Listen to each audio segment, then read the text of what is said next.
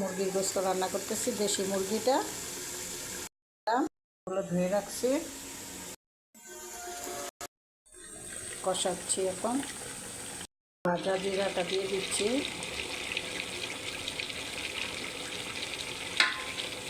জল দিয়ে দিলাম। এখানে হতে যতক্ষণ সময় লাগে, আলু দিয়ে ঝাল ঝাল করে মুরগির গোস্ত হয়ে গেল। মুরগির গোস্তটা এখন নামিয়ে নিব।